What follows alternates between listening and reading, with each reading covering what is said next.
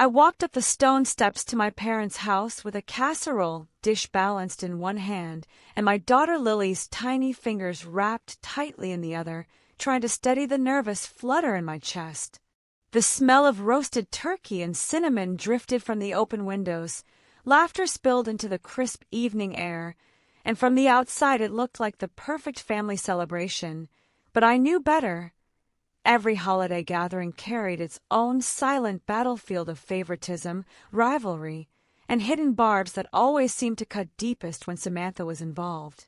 Still, I forced a smile for Lily's sake, because she was only 8 years old and her world should still feel safe and magical, not heavy with the burdens of old family wounds. She clutched a glitter-stickered gift bag she had made for Grandma and whispered, "Do you think she'll like it?" And I kissed her forehead, assuring her that of course Grandma would love it, because how could anyone not love something made with so much care? Inside, the house was alive with noise. Uncles shouting over jokes, cousins running wild through the halls, glasses clinking in the dining room, and my parents greeted Lily with glowing affection before turning to me with the kind of polite, half-hearted embrace that reminded me, as always, where I stood. Samantha, of course, was already in the center of it all, her laughter rising above everyone else's, her smile at me sharp and daring, more a challenge than a welcome, and I told myself to breathe, to hope against all experience that maybe this time she'd let me and Lily be. Lily tugged my sleeve, asking if she could run upstairs with her cousins, and though every protective instinct wanted to keep her near, I nodded and let her go, watching her curls bounce up the stairs until she vanished. For a moment, I allowed myself to sink into the flow of conversation, to laugh at jokes and pretend this was a normal family party, but deep down I felt it, that cold, creeping intuition that peace never lasts long in this house. What I didn't know then was that while I stood there convincing myself that maybe this year would be different, my daughter's laughter upstairs was about to be replaced by screams, and by the end of the night I would be cradling her sobbing body, her beautiful hair gone, while Samantha looked me straight in the eyes and laughed like it was nothing but entertainment. It's just a joke. Growing up in the Addams household meant existing in a world where appearances mattered more than feelings, where the polished silverware on the dining table always gleamed brighter than the truth hiding underneath it, and where my sister Samantha had been crowned the golden child before she could even spell her own name.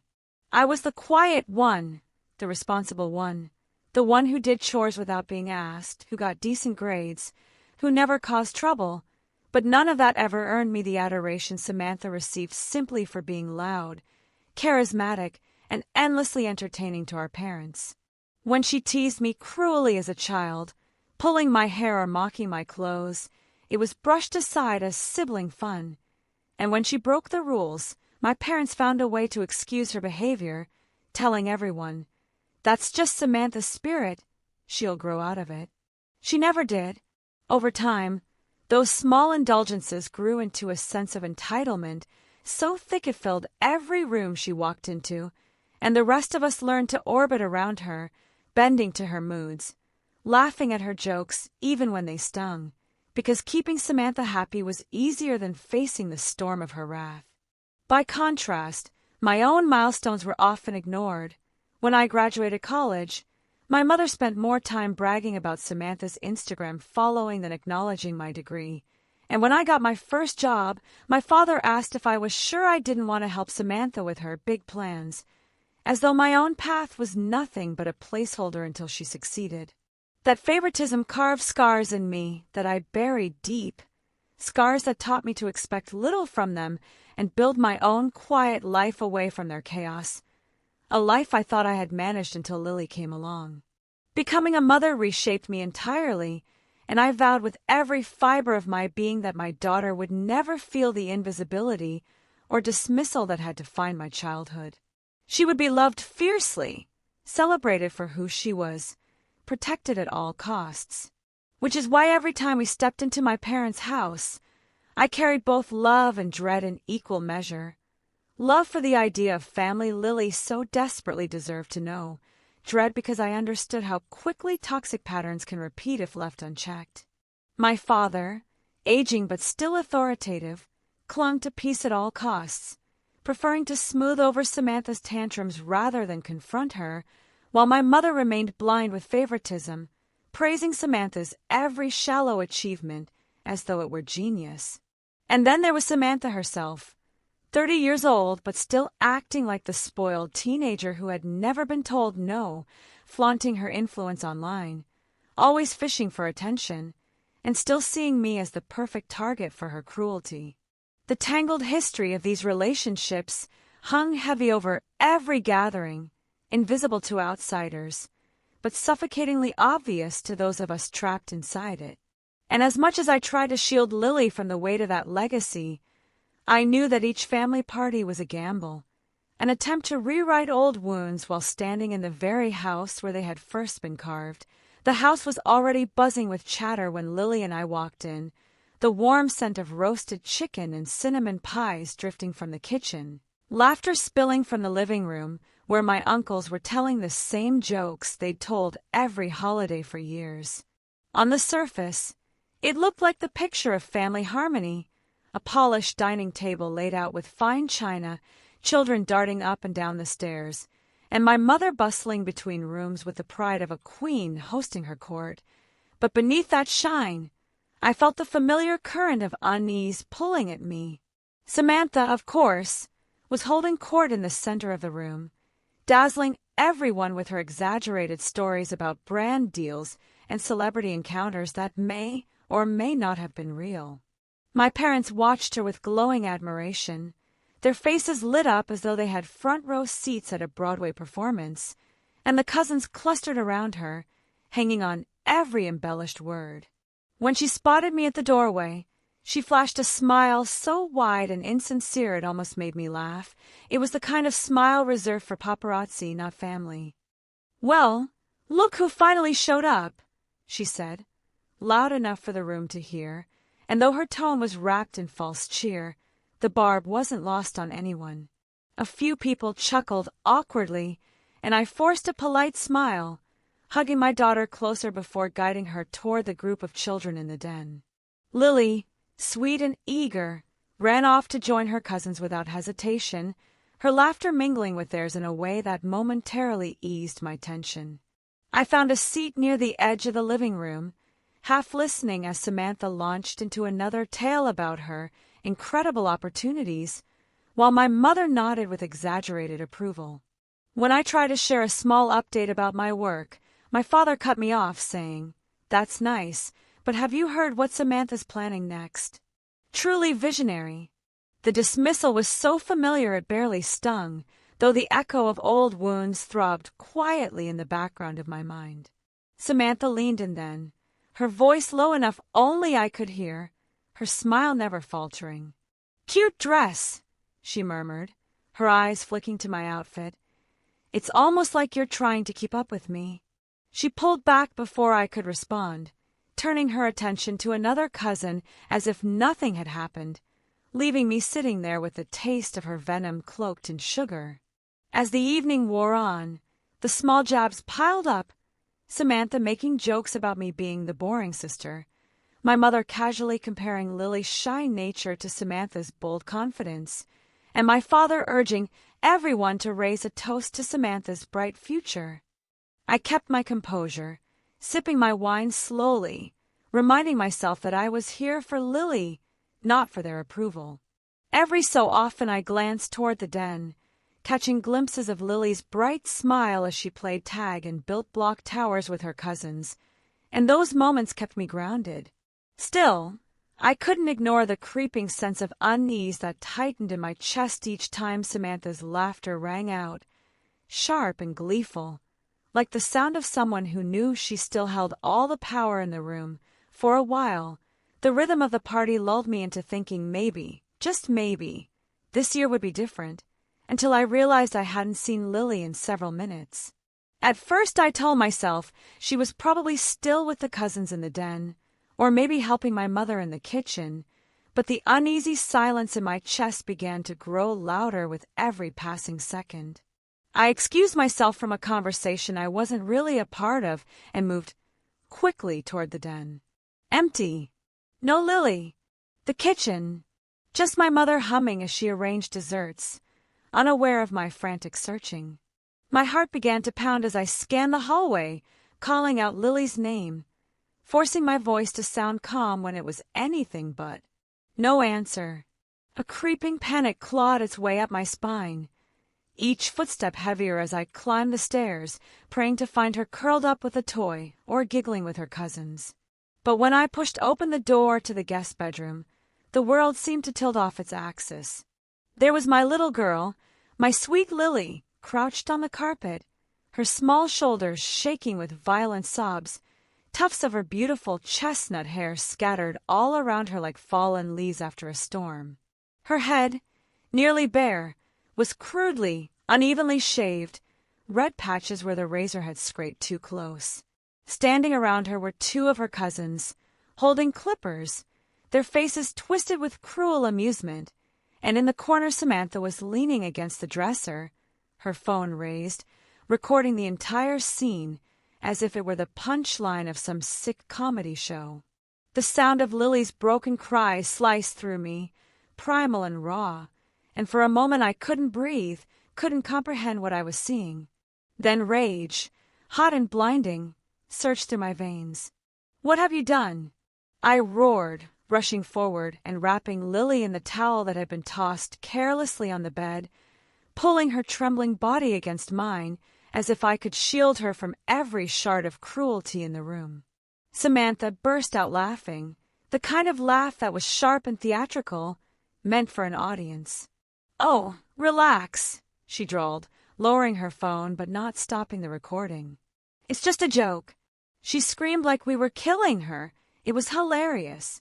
One of the cousins snickered, muttering something about going viral, and the bile rose in my throat. I pulled Lily closer, feeling her tears soak through my shirt, her tiny hands clutching at me in terror. "This is not a joke," I spat, my voice trembling with fury. "You assaulted my child." Samantha rolled her eyes, waving dismissively as if I were overreacting to a prank gone wrong. "Don't be so dramatic, Juliet. Hair grows back. Honestly, you should thank me." She looks edgy now. My vision blurred with rage. I wanted to snatch the phone out of her hand and smash it against the wall, to scream until the entire neighborhood heard me, but all I could do was rock Lily gently, whispering soothing words I wasn't sure she could even hear through her sobs. That was when my parents appeared in the doorway, drawn by the commotion. My mother's eyes widened at the sight of Lily's butchered hair, but instead of outrage, her expression quickly hardened into annoyance. "What is going on up here? Dinner is getting cold." My voice shook as I turned to her, still cradling Lily. "Look at what Samantha and the others did to her. They held her down and shaved her head while filming it."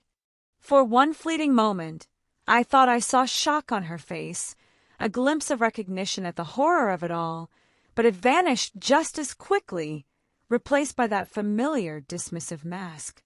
"Well," she said coolly, "it's certainly not stylish, but it will grow back."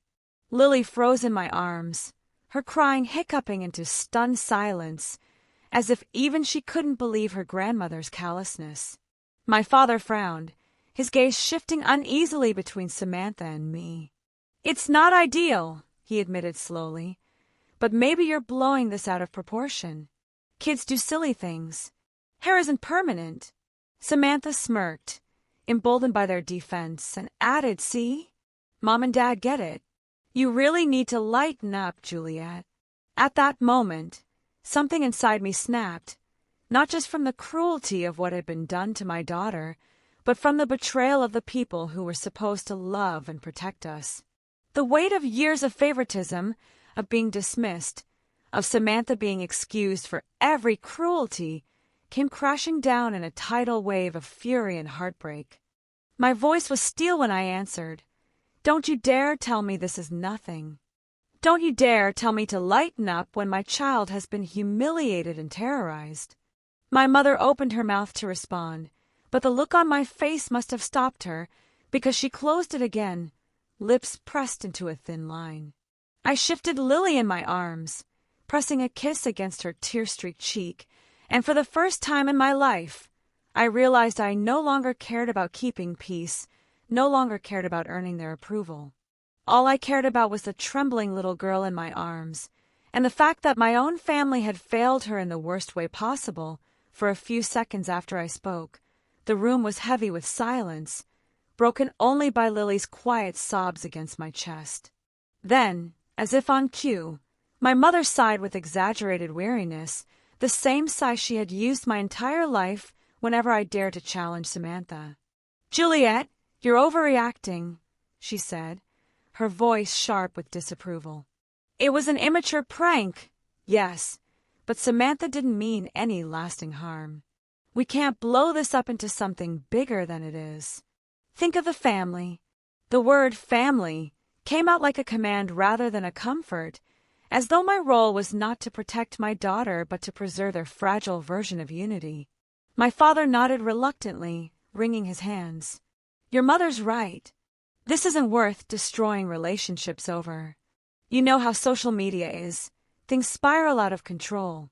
If this gets out, Samantha's career could be ruined." At that, Samantha smirked and tossed her hair over her shoulder, still holding her phone, still recording as if my pain was content for her amusement. "Honestly, Jules, you're so dramatic. It's just hair. Lily will be fine. She'll laugh about this one day." Her chuckle was like nails on glass, cutting through me. I wanted to scream, to shake them all, to demand they look at the terrified little girl in my arms and tell me again that this was nothing. But instead I felt a strange calm settle over me, the clarity that comes when years of denial finally collapse. My whole childhood replayed in flashes, Samantha stealing my toys while my mother scolded me for not sharing, Samantha failing classes while I studied late into the night only to hear my parents praise her charm, Samantha ruining my senior prom dress with red wine, and my father laughing that girls will be girls. Every cruelty had been excused, every slight minimized, and I had swallowed my pain in the name of family peace. But this was different. This was my daughter. And watching them rally to Samantha's defense, watching them tell me yet again to swallow the hurt, I knew I had reached the breaking point. "Do you hear yourselves?" I demanded, my voice shaking but steady. She held down a child, your granddaughter, and shaved her head while filming it. "That's not a prank. That's assault. That's humiliation. And you're telling me to let it go because it might make Samantha look bad." My mother's eyes narrowed, her voice cold. "She's your sister, Juliet. Blood is blood. You don't turn on family." I let out a bitter laugh, one I barely recognized as my own. "Family? You're defending someone who brutalized your granddaughter because you care more about Samantha's image than Lily's trauma. If that's what family means to you, then I want no part of it." My father stepped forward, placing a tentative hand on my arm as though that would soothe me. "Please, just calm down. We'll make a statement. We'll say it was a misunderstanding. No need to involve police or lawyers. Think about the scandal. Think about what people will say about our family." I pulled back from his touch, feeling my stomach churn at the hypocrisy. "The scandal isn't that Samantha's behavior might be exposed," I said coldly. "The scandal is that you'd rather protect her than protect Lily." Samantha scoffed loudly, rolling her eyes. "God, you're insufferable. You've always been jealous of me, Jules. Always desperate for attention, always playing the victim. And now you're using your kid to make me look bad? Pathetic." Her words dripped with venom, but instead of igniting rage, they only solidified the icy clarity settling over me.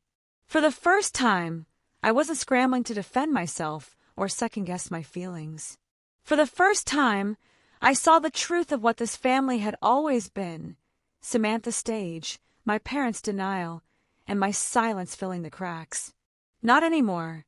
I stood taller, adjusting Lily in my arms as her small fingers clutched my shoulder.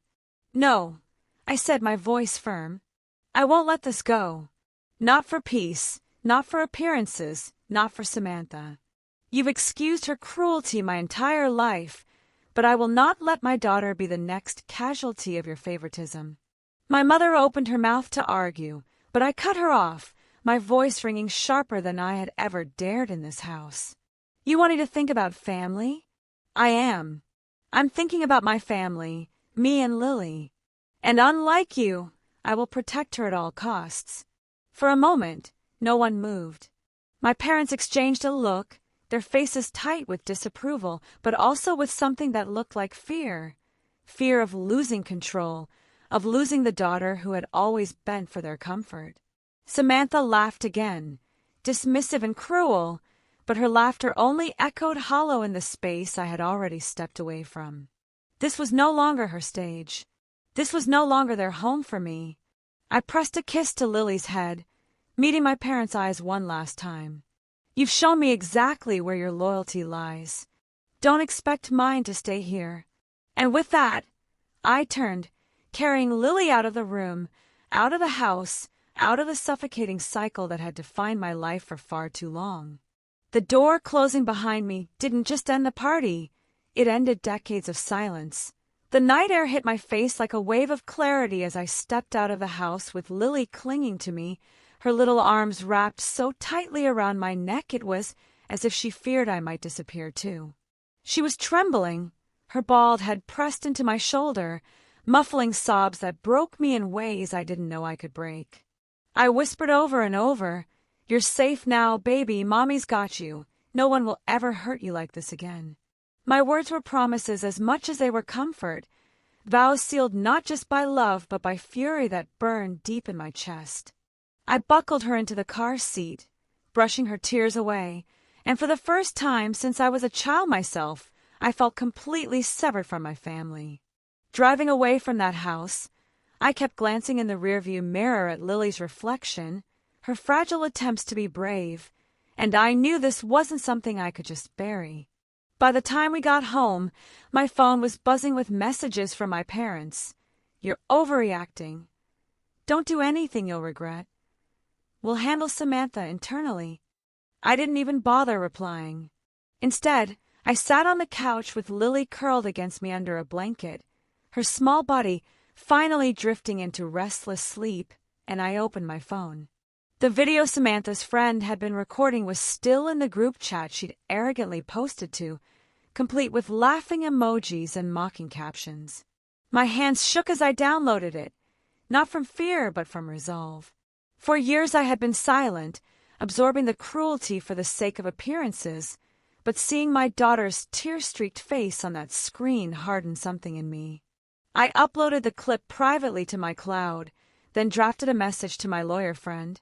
If I wanted to press charges for assault and emotional abuse, what would I need? Almost instantly, she replied, "Keep the video. Write everything down. And don't let them intimidate you into silence." Her words felt like oxygen. I began documenting everything, Samantha's actions, my parents' enabling, the years of favoritism that had led here. Not out of spite, but out of necessity. If I didn't stand up now, Lily would grow up believing that cruelty disguised as family jokes was something she had to accept, and I refused to let her carry the chains I had worn for so long. The following morning, my parents showed up at my door, faces drawn tight, voices laced with urgency. They begged me to reconsider, to delete the video, to think about the scandal. My mother even had the audacity to say, "If you love us, you won't destroy Samantha's life over this." I looked her dead in the eye and said, "If you loved me or Lily, you never would have defended her in the first place." Closing the door on them was painful, but it was also the most liberating thing I had ever done. That evening, I sat down with Lily, who kept touching her shaved head in shame, and I told her, "Your hair will grow back, sweetheart. But what matters is that you know Mommy will never let anyone treat you like you don't matter. You are strong. You are beautiful. And you are worth fighting for." She nodded slowly, a tiny flicker of relief crossing her face, and I knew she believed me. I wasn't sure yet if I would go public with the video, but I did make one thing clear in the family group chat. If Samantha or anyone else contacts Lily directly, or if you continue to minimize what happened, I will not hesitate to involve the police and my attorney. Consider this your warning." Within seconds, Samantha exploded with furious messages, calling me a traitor, a drama queen, a liar. My parents tried to mediate, saying, "Let's not escalate this further." But it was too late. The line had been drawn, and this time I wasn't backing down. For the first time in my life, I felt the power shift. They could call me dramatic, they could call me disloyal, but they could no longer control me. Because now I wasn't just fighting for myself, I was fighting for my daughter. As I tucked Lily into bed that night, her hand in mine, I whispered a silent promise into the dark. This cycle ends with me. No more silence. No more excuses. No more pretending that abuse is love. And as she drifted off, her breathing steady, I realized that even if my family never changed, even if I lost them completely, I had gained something far more important: freedom, and the unshakable bond with my child that no one could ever take away. Filing the police report was both terrifying and liberating, a step I had never imagined myself taking against my own sister, yet one I knew in my heart was necessary. Sitting in that sterile office, describing how my daughter had been pinned down and humiliated, I felt the weight of every time I had excused Samantha's cruelty in the past. But this time, the officer's calm nods and the steady scratch of his pen across paper reminded me I wasn't overreacting, I was finally acting. I also reached out to a lawyer who confirmed what I already suspected, that what had been done to Lily was assault, plain and simple, and that I had every right to protect her with the full strength of the law. Back at home, Lily began the slow process of healing. I enrolled her in therapy, where she met a gentle counselor who helped her name the hurt, confront the nightmares, and rebuild her confidence. At first, she refused to look in the mirror, tugging at hats and scarves, her little hands covering her head whenever someone visited. But over time, with patience, encouragement, and love, she began to smile again. I watched her rediscover joy in drawing, in reading stories at bedtime, in playing outside without shame. Every giggle was proof that resilience was stronger than cruelty.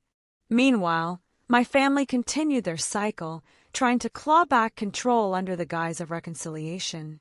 They called, texted, even showed up at my door with carefully rehearsed apologies that never mentioned Lily's pain but always circled back to Samantha's reputation. "She's facing so much backlash online. It could ruin her career," my mother pleaded. "Think about the family's name," my father added gravely, as though that legacy meant more than my child's trauma. I listened quietly, then told them the truth they didn't want to hear. "Until you value my daughter, we are not family." The silence that followed was heavy, filled with disbelief that I, the one who had always bent and broken myself to keep the peace, was finally standing unshakable. Their faces hardened, but I didn't flinch. For years, I had mistaken endurance for strength, but now I understood real strength was drawing a boundary and refusing to let anyone cross it. The weeks turned into months, and life began to reshape itself. Holidays were quieter, but also warmer, filled with genuine laughter rather than forced smiles.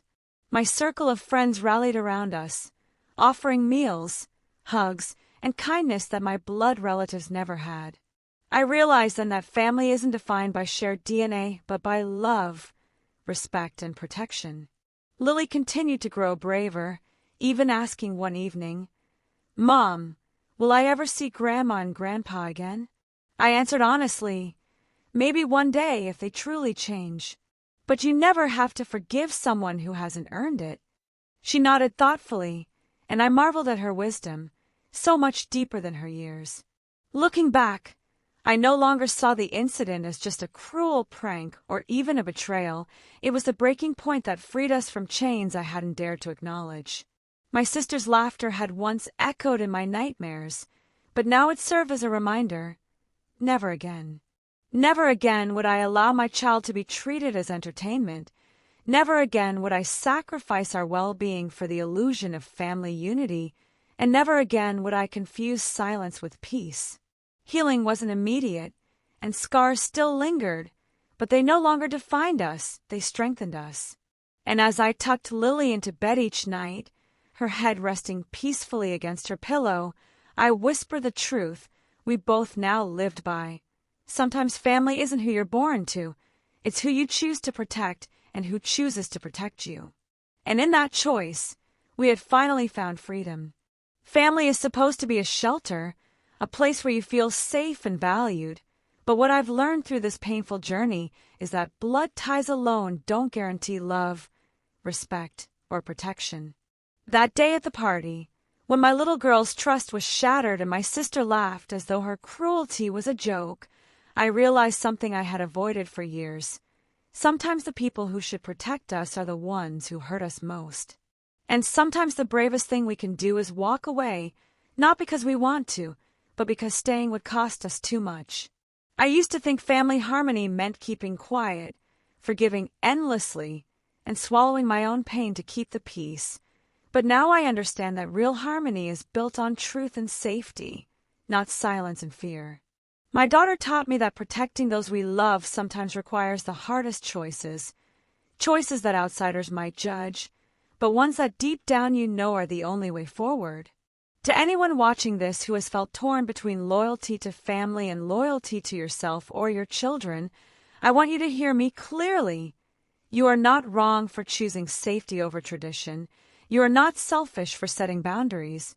And you are not cruel for demanding respect. Family is not about appearances, it is about actions. And when someone shows you repeatedly that they value control or reputation over your well-being, you are allowed to say, enough.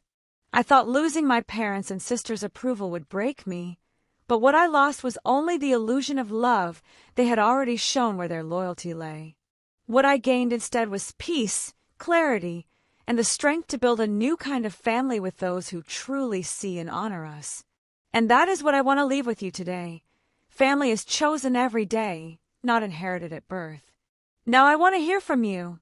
Have you ever had to set firm boundaries with toxic relatives, even if it meant walking away from people you thought you couldn't live without? Have you ever been forced to choose between family loyalty and protecting your child's heart? Share your story in the comments, because someone out there needs to know they are not alone.